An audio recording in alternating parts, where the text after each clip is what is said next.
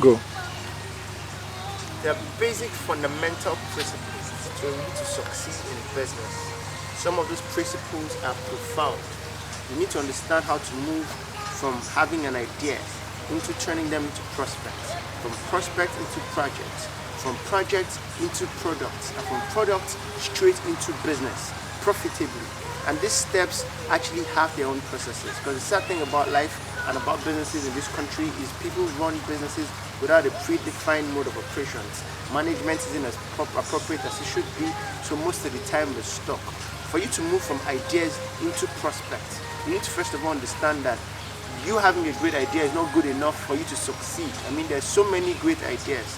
The thought pattern of human beings are limitless. Our minds and our thoughts are limitless, especially when it's mixed with definite purpose. And the sad thing about it is most times we don't even know how to move from ideas into prospects. For you to move from idea to prospect, the same thing you need to understand. You need to be able to do a business case for what you do.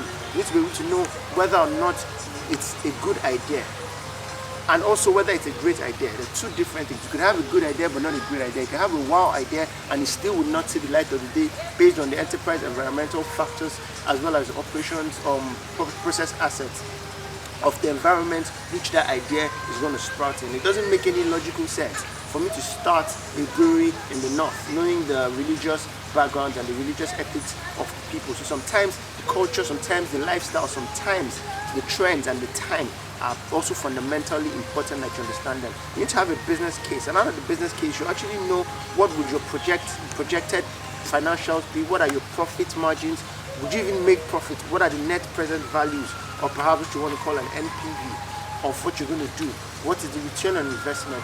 These terminologies are not just mathematics, but they're actually extremely important that you begin to understand that, and I try to explain some of those principles in the book, The Hexagon of the Business. Then the next important thing is if you've been able to ascertain that you have a good idea of prospects and the prospective opportunities that it holds, it's now for you to move that prospect into project.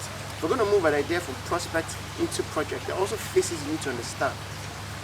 You need to understand the basics of project management, because the truth about it is every idea you have doesn't make any logical sense or doesn't even make any business sense if it cannot be turned into a product profitably, except you're doing it for some other reason or for a cost. But if you want to do business, then it's the fact that you must be able to add value, tremendous value, profitably. The word profit is extremely important. And how do you do that? You need to understand the phases of project management. You need to understand initiation to planning to execution to monitor and control, and then most importantly into closing and into delivering that project. But most of the time we do not understand how to do those processes. So you need to understand the processes and the phases of project management. The first phase is the initiation phase. The next phase is the planning phase. You move from initiation into planning, from planning into execution.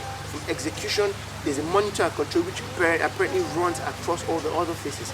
Then the closing is at that point where you deliver, at that point where branding and packaging becomes important. At that point, customer satisfaction is key. It's for you to be able to understand how to move into that phase. So these are phases of project management, and these are one of the important things you need to understand. And the other things of phases of project management is you need to be able to understand the knowledge areas of project management. There are certain entities that you need to get right. Project is a subtotal of ideas, of thoughts, of people, of processes, of systems. So sometimes you need to know how to articulate all of that, and that is called integration management. Project integration management is being able to gather all the small facets of what you do and then turn it into something else. So there's integration project management, there's scope project management, there's time project management, there's cost project management, and also the rest of them also includes quality, communications, procurement. They are all very important, extremely important that you understand them, as well as risk management.